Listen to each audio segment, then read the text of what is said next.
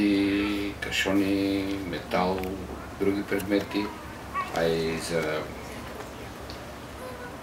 моите инсталации ми трябваха много неща и станах професионалист, обикалях контейнерите, знаех винаги къде какво има. А това идеално върши.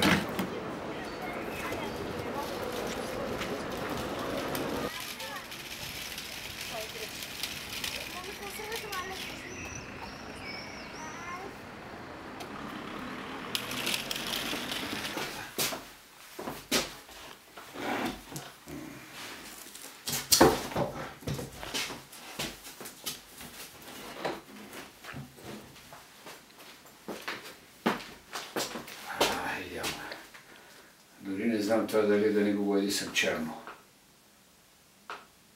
Ще стоя още по... Защото това е черно и черно е вече като графика.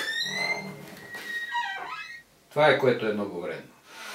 Вместо да мислиш, пляскаш го, поглеждаш го, не е хубаво, взимаш другата боя, минаваш с него и много по...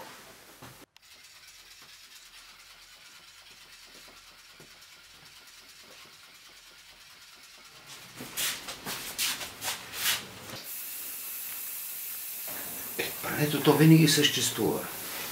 Грее и обогатява. И по такъв начин става вече и присъствието на човек.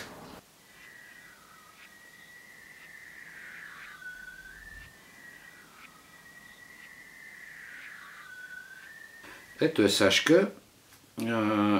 Тя живееше в отсрещния блок и сутрин рано обикаляше контейнерите. Лесно можеше нещо да се намери. Тя хартии събираше. И някаква мизерна пенсия има. И така се справяше с ситуацията. Нещо като едноличен търговец.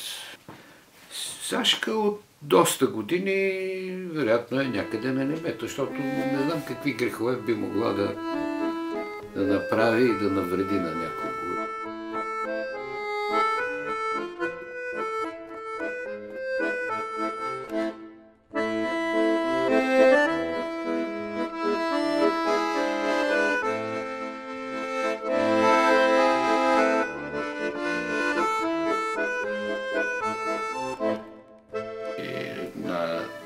Тази изложба, където имаше много такива инсталации, дори две жени се разплакаха. Чак до там. Все пак действа това сега. Нещата ги малко на шега ги взимам, но това не е никой шега, разбира се.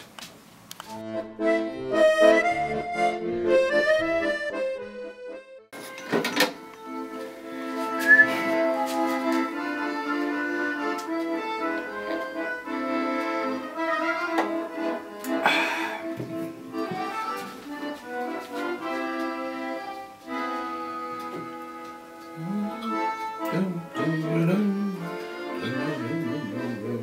dum dum dum dum dum.